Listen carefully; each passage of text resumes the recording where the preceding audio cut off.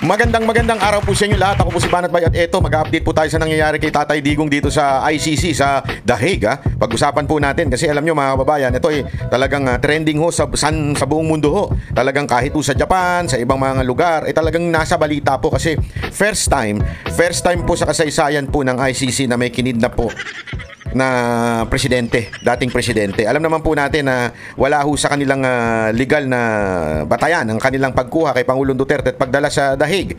Bakit ho kanyo? Kasi nga ho, nakasulat po dun sa kanilang Article 59 na dapat po ay dinadala muna sa korte, binibigyan muna ng due process at higit sa lahat talagang dapat ho magkaroon muna ng pag-aayos o pag-uusig dito sa ating korte sa Pilipinas. Pero wala ho, dinukot na po siya ng mga animal. Alam mo na yung mga demonyo, di ba alam mo yung mga demonyo dyan, yung mga mukhang ulikba, dinukot na po siya. Wala na akong magawa dahil alam mo, sa totoo lang kung tatanungin ninyo, ay nako, ayoko talaga malubos maisip yung nangyari doon sa pagdukot kay Pangulong Duterte. Ika nga, sabi nga ni VP Sara Duterte, this is plain kidnapping. Alam nyo kung bakit to? Ang masakit ho, ginamit ho yung mga kababaihang pulis. Nakakasakit po Alam niyo may kwento nga dito May nabasa ako isang opinion. Sabi nga doon sa opinion na yun ayaw daw sumunod. Di umano nung mga pulis. Obserbahan niyo lahat Obserbahan niyo lahat ng videos. Ayaw sumunod nung mga pulis na hulihin si Pangulong Duterte. Pansinin niyo lahat ng video. Marami kayong makikita ang video diyan. I-observe niyo yung reaction ng mga pulis. Lalo-lalo na yung mga kababaihan, ayaw po nilang hulihin, ayaw po nilang sumunod kay Torre. To the point nga na maririnig mo sila, Sir, para bagang nakikiusap na, Sir, wala kaming choice pero we have to do this dahil nga, pag hindi naman namin sinunod ito, kami naman po ang lagot, Sir, parang ganun. Pero deep inside their hearts, hindi ho nila gusto yung inuutos sa kanila, labag ho sa kanilang kalooban. Ramdam na ramdam ho natin yun, makikita mo sa lahat ng video yan. Kaya nga yung isa doon, kahit ba sabihin ni Pajardo, sabihin niyang paulit-ulit na mainit lang yung pinapawisan. Yan po ay pinasinungalingan po mismo ng anak ni Pangulong Duterte. Pagkaalam ko, talagang sinabi niya doon, paano yun? Malamig po doon, sobrang lamig daw po doon. Dahil nga naman, yun po, yung lugar na po yun, hindi po kulungan yun yung pinagdalhan kay Pangulong Duterte sa Villamor. Yun po ay parang function room na maliit na kung saan pagpupunta ang presidente ng Pilipinas, doon dinadala. Ibig sabihin, hindi po ito yung ordinaryong kwarto o ordinaryong function room. Hindi. Ito po'y talagang pinagdadalang para bagang opisina ng presidente ho yan. Kaya hindi po mainit yan. Malamig po daw dyan. Malakas ang aircon. Kahit papuno ang tao, malakas po ang aircon. Kaya sabi nga imposible daw na ito po ay pawis. Ika nga. Hindi daw posible na pawis yun. Yun po talaga ay may mga naiyak. At kung mapapansin ninyo, ilang beses sinasabi ni Torre na huli na yan. Ano na yan? Walang sumusunod sa kanya. Observe nyo yung video. Walang sumusunod sa kanya. Huli na yan, ganyan. Kung hindi nyo na, ako nga hihila dyan. Bakit mo sasabihin yun kung sumusunod sa iyo yung tao mo? Hindi ba mga kababayan? Kung sumusunod sa kanya ang tao niya, bakit niya kasi sasabihin, hihilahin ko yan? Kasi nga po, hindi sumusunod sa kanya. It's irrelevant whether sinasabi niya yung kay Duterte o kaya sinasabi niya yung kay ES. It's irrelevant. Kasi ang palusot ni Torre doon, he was not pertaining to PRRD, pero ang sinasabi niya kay ES yun kasi humaharang daw si ES. It doesn't matter. It doesn't matter. Ang point doon, bakit mo sinabi yun? Dahil one, mayabang ka, siraulo ka, talagang ewan ko, wala kang galang, ika nga, bastos ka, ika nga. Pangalawa, ay ayaw sumunod sa iyo ng mga tauhan mo. Kaya napipilitan ka na ikaw nagagawa. Diba? Yun po ang kwento-kwento dyan. Di umano, talagang ayaw siyang sundin ng mga kapulisan. Kaya nga nung pinapanood ko yun, nadudurog po yung puso ko. You know why? Kasi ito yung kaisa-isang presidenteng nagbigay halaga sa mga pulis. Paulit-ulit niya sinasabi yan, di ba? Hanggang ngayon, yun pa ang kanya sinasabi. Akin to. Ako to. Kung may mangyari sa inyo, lahat ng masasabi nating killing of these addict and criminals, akin to. Hanggang kaduluduluhan, sasagutin niya ito. Nakakalungkot pero that's true. That's the essence of this whole na mga pangyayari, mga issue na to, sinalo ni Pangulong Duterte hanggang dulo. Kaya kayong mga pulis, wala na kayong mahahanap na katulad ni Pangulong Duterte. Alam niyo yan. Ang dami kong kaibigan pulis Panay ang message sa akin Hindi, mga ito talagang hindi lang sila makapagsalita pero 'di ba yung binasa ko pa ng isang araw, talaga minumura na nila yung pinuno nila Pero hindi lang sila makapalag.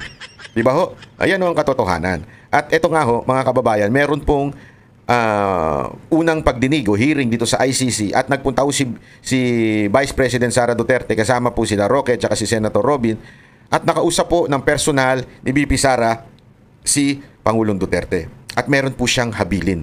May habilin po si Pangulong Duterte kay Vice President Sara Duterte. Ha? Panoorin po natin itong habilin. Ha? Iisa-isahin natin. Huwag kayong bibitaw mga kababayan dahil malupit po itong bilin ni Pangulong Duterte kay VP Sara. How was the visit po?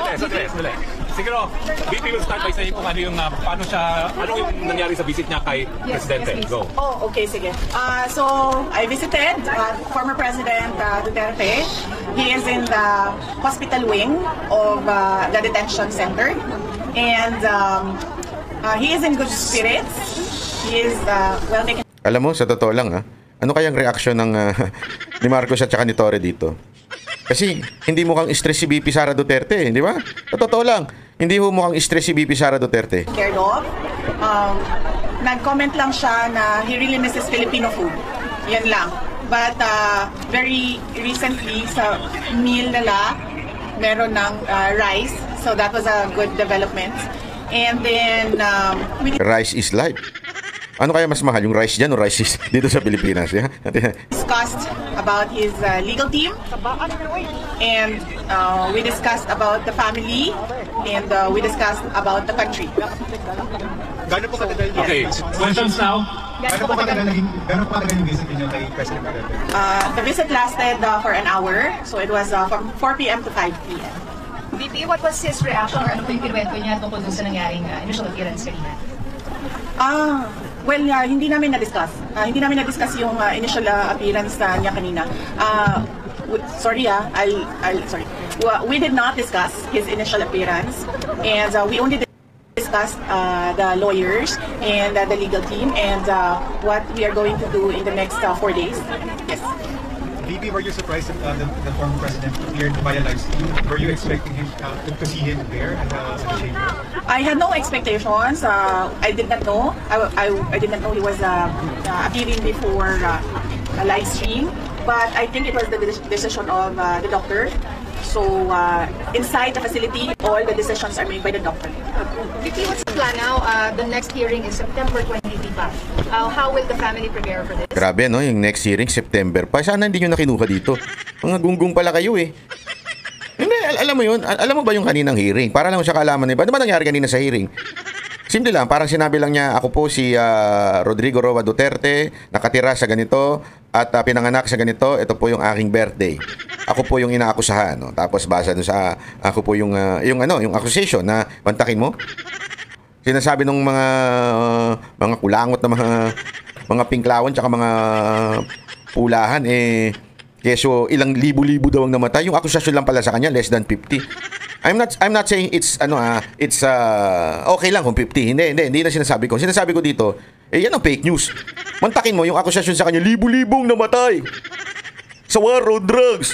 Tapos yun lang pala yung sa kanya. Wala pang 50. Anak ng tutsa itong mga animal na to. Sana sinabi yung libo-libo rin. Hindi, yan kasi yung sinabi ng ICC. Yung akusasyon sa kanya, less than 50. Pero pag magsalita yung mga tarantadong mga politiko natin, libo-libo ang pinatay ni Duterte. Isipin nyo to paano nagka-idea yung ICC na 50 lang? Ibig sabihin, yung nagdemanda sa kanya, yung nagreklamo sa kanya, nagpresenta ng mga ebidensya, at nagsabi na ito si Rodrigo Roa Duterte, ang aming dating presidente ay pumatay ng ganito. Sa media, libo-libo sinasabi. Abay, tarantado dito sa ICC, ilan lang, wala pang 50. Yan mo makikita na talagang budul-budul man ito si Di ba? Budul-budul man talaga eh. Okay, so I have not discussed the arrangements with next of kin and relatives here. I will discuss it with them tonight, and I will relate to them also what the president said and what the president wanted them to know. And so yes, we haven't made arrangements yet. But I will not leave until a relative comes to make sure that there is a next of kin living here. Yes. VP, tungkol po sa usapan nyo ni dating Pangulo, may hiniling po kita sa inyo. Yan. Usapan nila. Yan na. Ayan. May usapan. Next time po yung mikropono, tanggalan nyo ng echo. Hindi ko kakanta si VP Sara Duterte. I-off nyo po yung echo. May echo yung mic eh. Diyan mo malalaman ang mga Pilipino ay mahilig sa karaoke. Maraming salamat po sa nagdala ng ano yan eh, JBL yan eh. Yung mic niya pan JBL eh, yung Bluetooth na malaki siguro yan o maliit. Basta JBL yan eh. Pakitanggal naman po echo. PRRD, may hiniling po ba siya sa inyo? English. Is there someone... Yeah, okay. Loko rin to siya, ano eh. English daw, English. Paano kung hindi marunong mag-English? Sa bagay, nakatira naman sila dyan. Di ba? Marunong na sigurado yan. Yes. When we talked, he, as a request, he asked me to go home. So, he repeatedly said, do not leave the country. Nako, importante yan mga kababayan. Importante. Kahit po ako eh. Yan kagad ang unang naisip ko. Although, syempre, hindi mo matatanggal yung fact na anak si VP Sara Duterte. Ako sinabi ko sa mga kasamahan ko pag mga nakakausap kong mga basta sa community ng mga Duterte, lagi ko sinasabi sa kanila, hindi dapat umalis si VP Sara Duterte sa Pilipinas. Alam mo naman itong gobyerno to pag napraning, alam mo yung mga praning pag napraning ang gobyernong to. Hindi, walang biro kasi alam nyo, nung una, kukwentuhan ko lang kayo ng bahagya para lang may konteksto kayong alam. Nung una, nung sinasabi na natin na iniisa-isa yung mga supporter ni Pangulong Duterte from Bantag, from Tebes, di ba? From dito kay Pastor Kibuloy, iniisa-isa na yan. Tapos sumunod sa impeachment nito. Mga kababayan, marami sa atin na parang di naman siguro, exaggerated naman kayo. Di ba? Yan eh. Lalong-lalo na nung marami pang hindi naniniwala nung panahon ng KOJC siege. Marami pa sa inyo hindi naniniwala na kaya ginanon si Pastor Kibuloy dahil sa meron siyang suporta. Alam niyo ho ba? Sabi ko nga sa inyo paulit-ulit eh. Ang rally ngayon ng PDP, malaking factor, malaki sa organization ay ang KOJC. Lahat ng nakikita ninyo, sound system, basta maayos yung event, basta formal announcement coming from KOJC. Ganyan. Yung nangyari sa Hong Kong, KOJC yan. Alam ng gobyernong ito na malupit ang magiging partisipasyon ng community ni Pastor Kibuloy. Kaya ginanyan siya. Marami sa inyo, totoo, aminado, umamin kayo mga Duterte supporter. Marami sa inyo na hesitant kayo kay Pastor Kibuloy nung una. Hindi ko kayo masisisi. Naging hesitant din ako before, pero nagsaliksik ako eh. At saka, nakausap natin, pinresinta nila yung kanilang mga ebidensya. Pero alam nyo, marami sa atin hanggang kaduluduluhan sa KOJC siege, hindi kayo naniniwala. Na kaya siya inakusahan at dinimanda ng kung ano-ano ay dahil sa malapit siya sa Pangulong Duterte. Eto na ho yun, no? Eto na yung nangyayari na to. Etong ginawa kay Pangulong Duterte. This is a grand plan from the very beginning to destroy the entire clan of Duterte. To make sure there would be no Duterte on 2028. Kasi yan ang hindrance sa kanila. Wala na eh. Yung Pinklawan, wala, tayo na yan. Tinan mo mga senatorial nila, wala nang kwenta-kwenta eh. So their grand plan is to destroy the Duterte. And we didn't believe it. Kaya nga itong nangyayari na ito, mga kababayan, nakakagulat yan. Hindi natin na-imagine that these things will happen. And I understand kung bakit pumunta si VP Sara Duterte. And I know deep inside her, she is hurt somehow. And there's a feeling of remorse and hurt maybe because dahil sa pagkampi niya kay Marcos, nakulong ang kanyang tatay. Let's accept that fact. Kasi tandaan niyo, in every healing, it has to have an acceptance. That's the truth. That's the truth. Kaya I cannot blame VP Sara Duterte if personally pupunta siya sa The Hague to see her father. Talagang kung ikaw yun alam mo yun, talagang you would really see your father. Pero as I keep on saying sa mga friends ko, sabi ko, dapat hindi pumunta si VP Sara Duterte. Dahil baka magkaroon ng opportunity itong mga bangag na mapraning na naman. Sabi, huwag na nating pabalikin yan. Mahirap na pag nabangan na yun. Siyempre, alam naman natin, di ba? Pag sabog kung ano-ano naiisip. Ando na sila, huwag na natin silang pabalikin. Pero wala na tayong kalaban. Di ba? Nakakatakot. Kaya tama, ito ang bili ni Pangulong Duterte. Bumalik ka na. Dahil anytime, kasi sabi mo, baka sabihin, imposible naman, wala naman siyang kaso, wala namang demanda sa kanya, wala namang warrant. Hoy, mga kababayan, sa gobyerno ni Marcos, walang himala. Walang imposible. Puro himala ang nangyayari. That's the truth. Di ba? sa gobyerno ni Marcos. Batas? Sus! Asus! Hanggang nandyan si Torre at si Marbil. Ha? Alam mo ito may paalala lang ako sa iyo.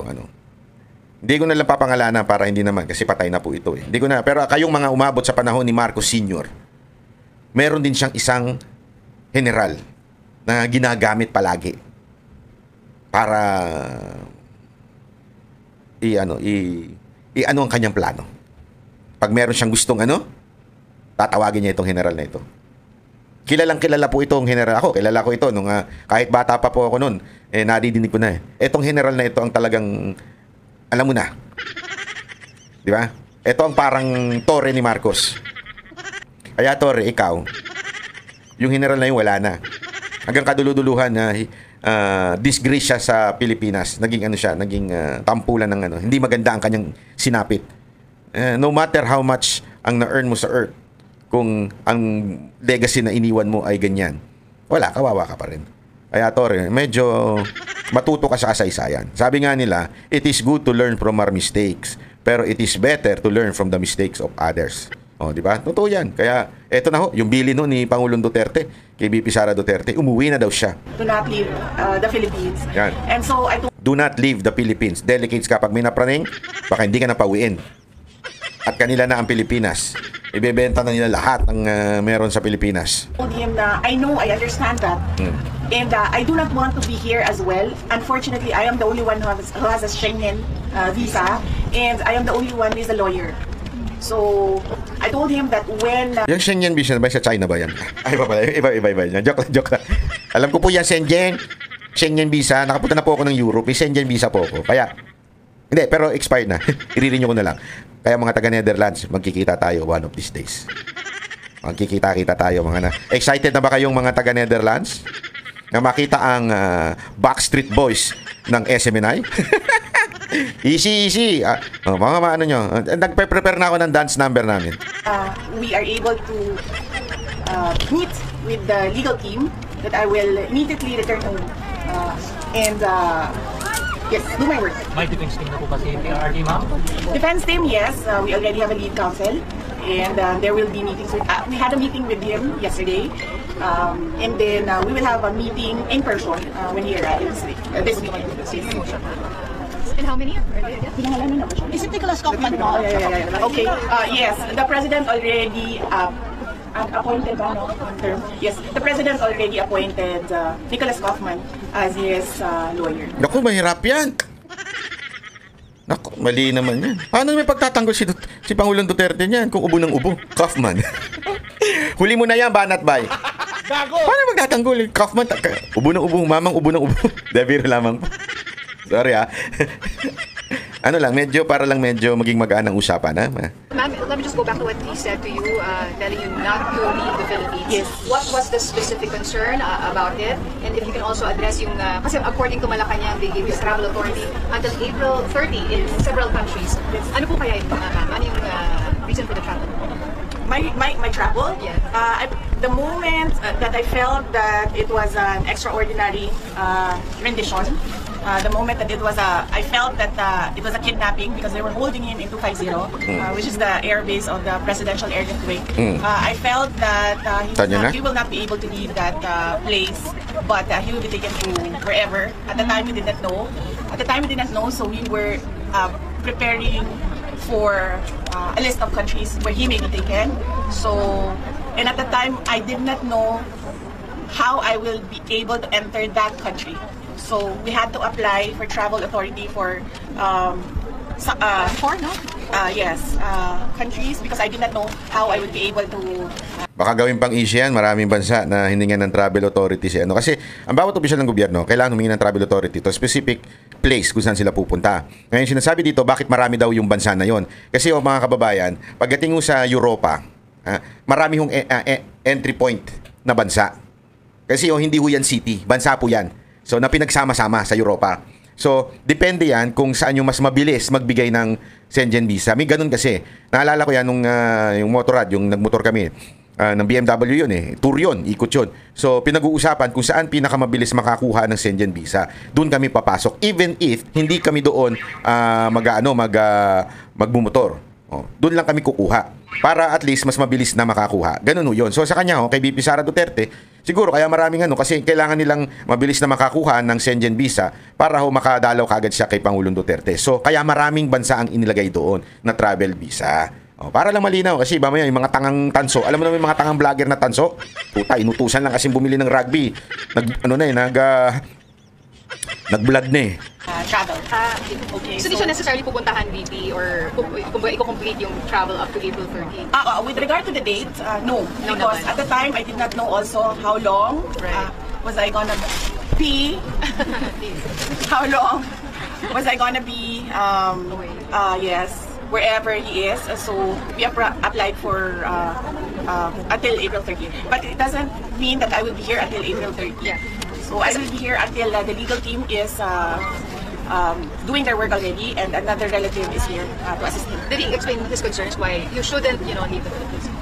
He said that yes, I should immediately go back, just leave him here. But I said no, I cannot do that because no one will decide for him outside.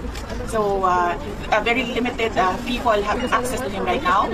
So I told him that I just have to form that legal team. Then I can work remotely in the Philippines, talking to the legal team, and then.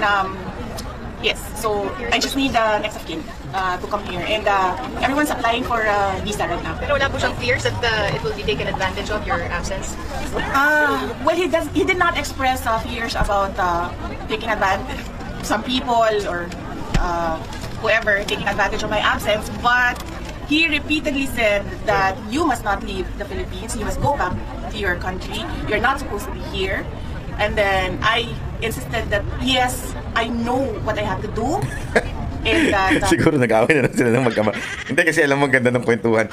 Nung sa Hong Kong, di ba kinikwento ni Pangulong Duterte? Pag pakinggan niyo yung speech ni Pangulong Duterte doon, lagi silang nagtatalo nitong anak niya eh. Kasi daw, speech pala ni VP Sara Duterte yon. Isa sa mga speech niya nga, yung pinipilit siya na it's either mag-abogado o mag-doktor. Ang turing daw sa kanya noon ni Pangulong Duterte ay hindi tao kung hindi mag-abogado o doktor. Grabe, no?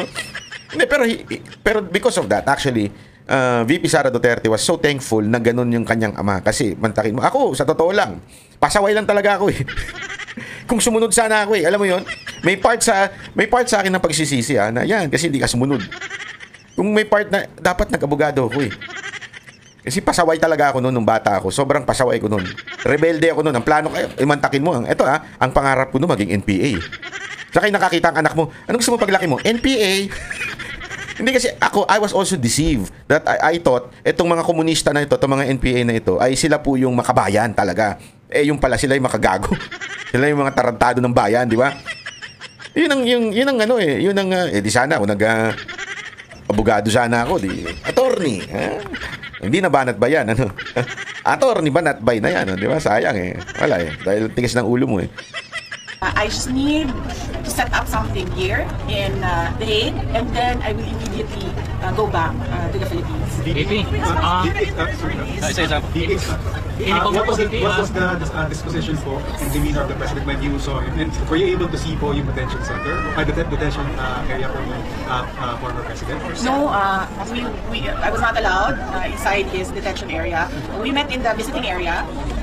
Visitors area, and the demeanor was, he looked well rested. I asked him that. I said, "You look well rested," and then he said that, "Well, I don't do anything here except sleep and watch TV because he has access to a TV." And then I asked him about the food because I know his preferences for food, and then he said, "Yes, well, that's my only complaint is that I really miss Filipino food." Specific food? Kung ano doon sa Bisaya ba kanang Inununan. kanang Paksiw lang. paksiw. Bulang lang. Paksiw na isda. Ayan ang unan sa Bisaya. Unang-unan. Inununan, yeah. Inununan. Ano yun? VP, inununan. comment po doon sa... Pwede bang pakitype yung anong sinabi ni VP Sara Duterte? Hindi ko alam. Inununan? Ano? Unununan? Sorry, hindi ko po alam pero favorite ko rin kasi yan eh. Kaya kailangan nating malaman sa Bisaya yan, di ba? Yung paksiw na isda, di ba? Ano bang tawag sa Bisaya? Pakisabi, pakisulat yan, ha? Oh. Plano ng mga otoridad na i-raid po yung tahanan ng mga Duterte sa Davao City. Ito ba ay makonsider nyo na part sa para pabaksakin ng mga Duterte pa rin? Yes, I heard about that. The search warrant applied for all the houses, all our houses, of all the members of the family. And I mentioned to my siblings that you don't have control over this anymore. So I just told them to just secure your valuables and then just allow them to do the search. And then we expect that there will be planted evidence inside the houses. So I told them that we'll just have to face that as well because that is the template that they did with former Congressman Arnie Teves. It's exactly the same template. No, I told you, di ba? I told you so. Yung lagi natin sinasabi kasi maraming nagsasabi niyan, ba't nyo ba lagi nyo binabanggit si Teves? Kasi nga ho, it's not the issue of the person. It's the issue, yung treatment ng gobyerno dun sa tao. Napaka-importanting maunawaan natin yan. Kasi iba dyan may mga humihirit pa eh. Hindi ano yan. Hindi yon. Maintindihan ninyo yung treatment ng gobyerno, yung template na ginawa ng gobyerno kay Teves, sablay, maling-mali, abusado, ika nga, illegal. Ito na nga, binabanggit nga ni BP Sara Duterte dito, na yan ang gagawing template sa kanila. I-raid, i-search, bibigyan ng search warrant. Yung search warrant hindi specific o di kaya kung specific man hindi naman yun ang titignan. Di ba? Kung ano rin yung ginawa sa KOJC, ganun din. Oh, may search warrant, hindi nga search warrant, warrant of arrest eh. Oh, pero ang ginawa nila, nag-search sila. Yung kay Congressman Arnie Teves, ganun din. Nag-search, ito nga sinasabi ni BP Sara Duterte na nagtanim. Di ba? Napaka-importanting maunawaan natin yan eh. Kasi pag sinabi mong search warrant, dapat specific na nakasulat doon. Hindi, para lang hindi siya kaalaman natin. Pag sinabing search warrant, specific ano hinahanap. Hinahanap yung panty mo, ganun. Hinahanap yung brief mo, ganun. Sa cabinet na ganito, dapat specific yon. O kaya kung hindi man sa cabinet, basta specific yung, hindi yung sa cabinet, mali yung example sa cabinet. I mean, pag sinabing, eto, kare, yung relo, hinahanap kasi yung relo ang pinangsakal. Di ba? Oh. So, dapat specific. Ito nga yung sinasabi niya, antayin nyo na sabi nga niya kay Baste, wala na tayong magagawa dyan at siguradong magtatanim sila. I told them that it's pointless. It's pointless to fight. So, just allow it to happen. It doesn't mean that that search is illegal. But then I told them that no one should be hurt. No one should resist. Just allow them to do whatever that is illegal. Ma'am, ini-comment po doon sa sinabi ni PCO Yusek Castro na walang kidnapping na nangyari sa lahat po ay may papeles tungkol po sa pag-alis ng kidnapping. Well, it was really kidnapping. You see the comments all around the world from experts. Yes,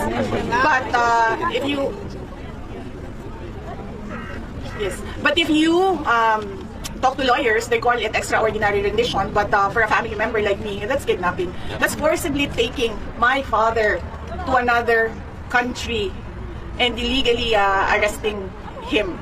So that's clearly kidnapping. Ma'am, mag-apply po ba si PRRD ng interim release?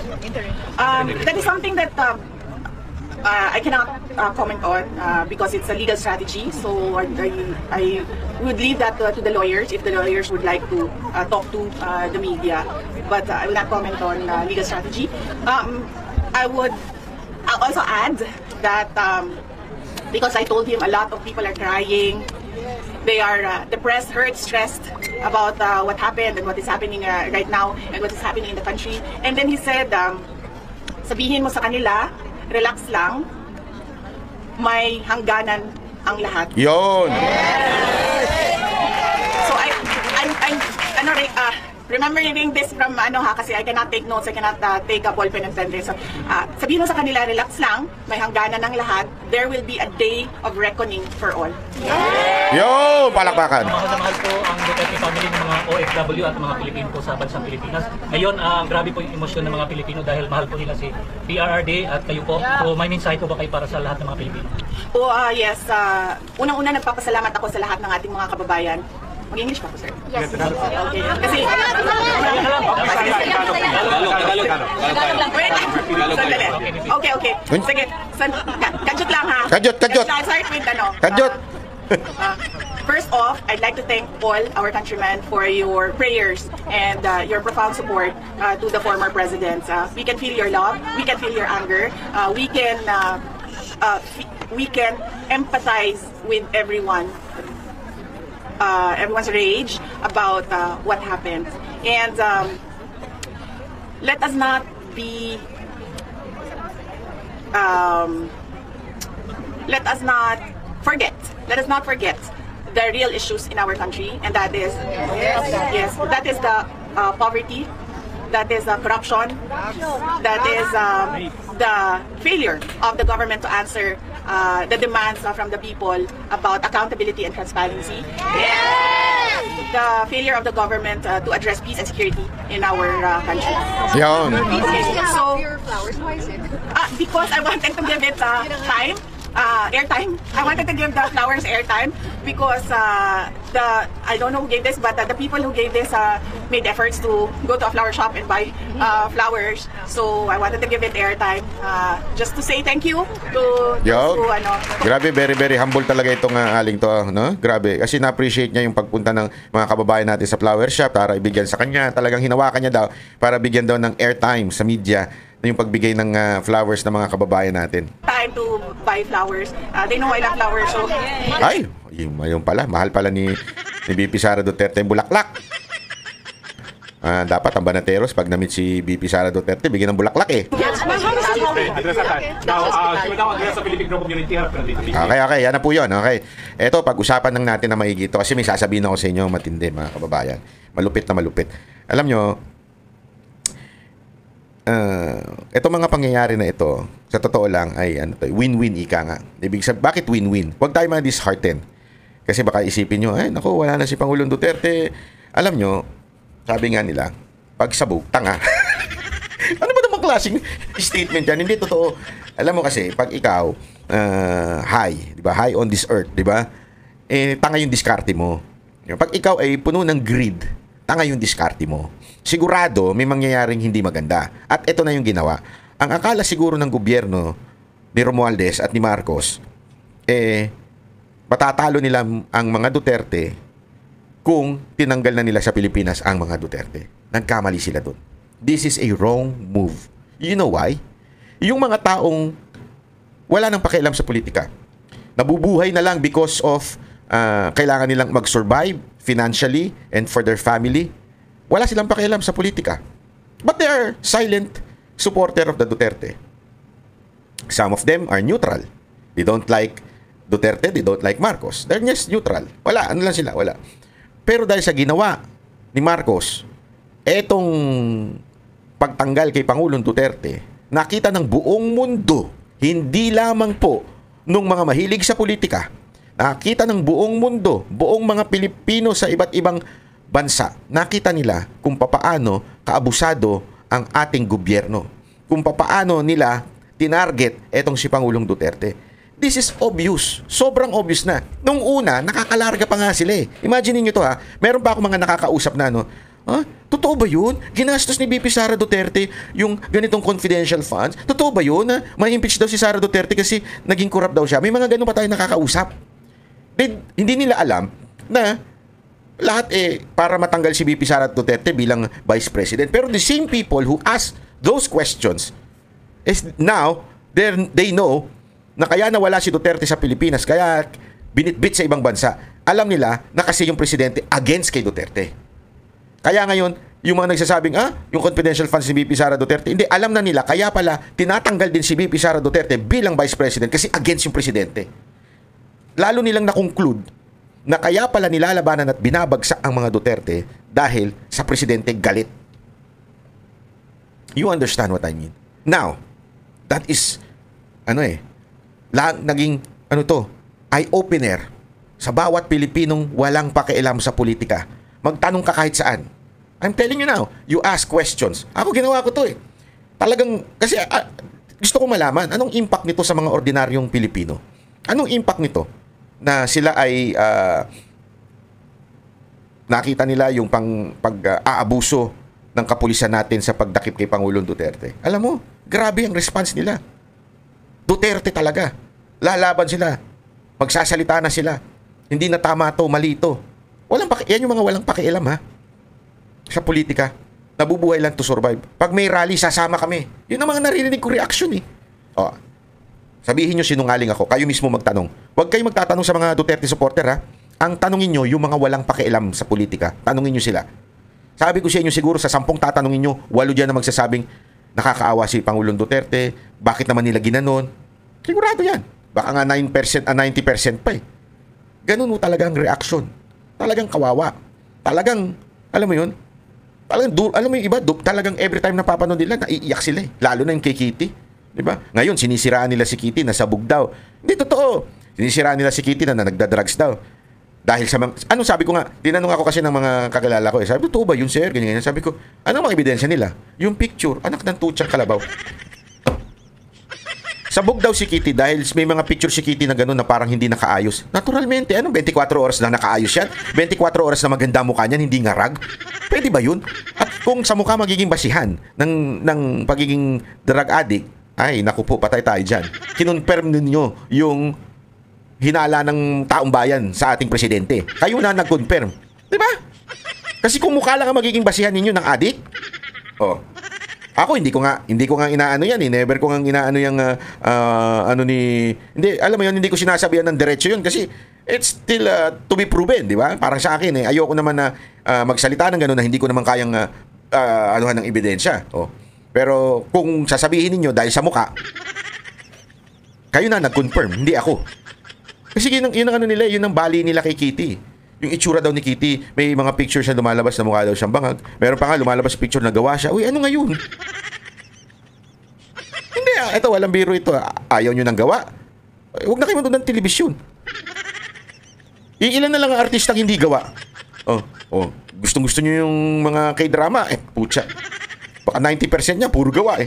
Tapos lalaitin nyo ngayon. Baka nga pati jowa nyo gawa eh. Diba? You understand what I mean? Talagang ano sila,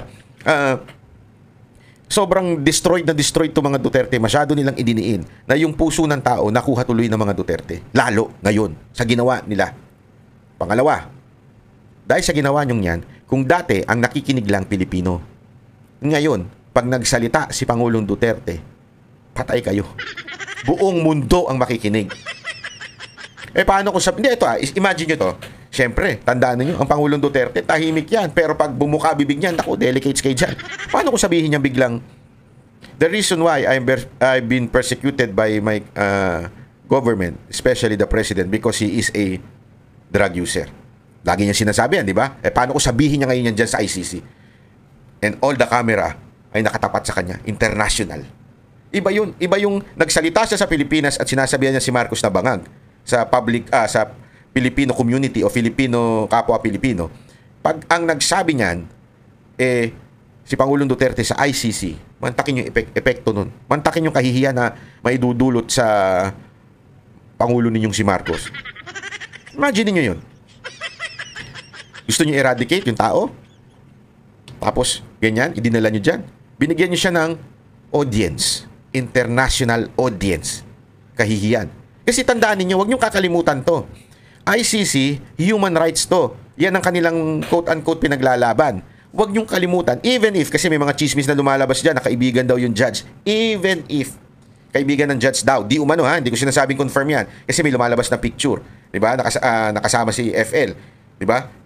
Kahit na sabihin natin whether kaibigan o hindi kaibigan, the main point, marami ho sila dyan na judge.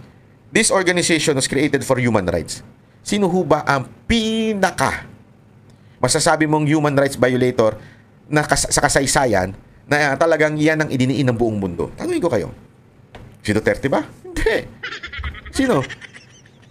Di ba? Kaya nga, nung pumasok na presidente ito nung kumandidato ito si Marcos, ang laging sinasabi, the son of the late dictator, the son of the late dictator, the son of the late dictator, because sa perception ng buong mundo, itong si Marcos Sr., ang dictator. Ngayon, sabihin ni Pangulong Duterte, I'm here because they want to retain in power. Patay kayo mga kababayan. Maniwala kayo sa akin. Maniniwala ang international community. Why? Yun ang record ng mga Marcos eh. They eradicate their enemies, kaya tumagal si Marcos ng how many years as a president. Tapos, eto, sasabihin niya, bilang Pangulo ng, dating Pangulo ng Pilipinas, na yung anak niya ay contender bilang next president. I'm here. My daughter has been persecuted, impeached, and me, because Marcos wants to stay in power. Patay kayo. Maniwala kayo sa akin. Gagano ng mundo. Kaya nga maling-mali ang diskarte nitong mga, ewan ko kung sinong bumulong dito kay Marcos eh. Sablay eh. Ito isipin nyo ito na mabuti. Pag may aso, maglalakad kayo sa harapan ng aso, kapitbahay nyo may aso. Paano kayo dapat maglakad? Babatuhin nyo yung aso? Hindi, di ba?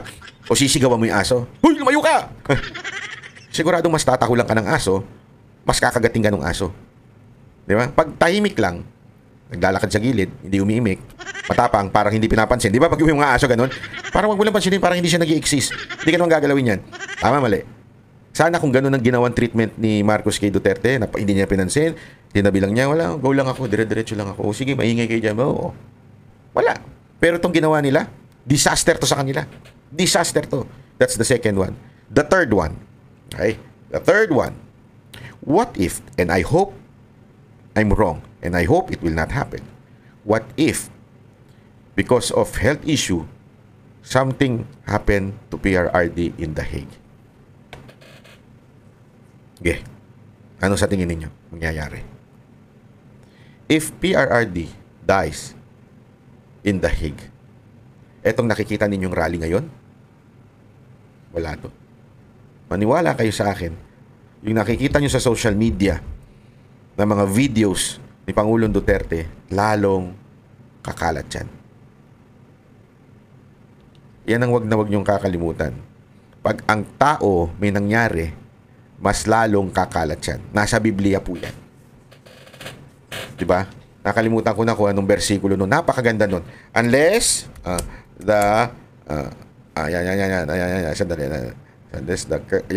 ito, ganda nito. John 12 verse 24. Ganda ng prinsipyo na ito. Kaya sabi ko sa inyo, mali talaga eh. Ano sabi dito? Very truly, I tell you, si Jesus Christ po nagsabi, unless a kernel of wheat falls to the ground and dies. Diba? Yung seed daw. It remains only a single seed. But if it dies, it produces many seeds. Anong prinsipyo ito?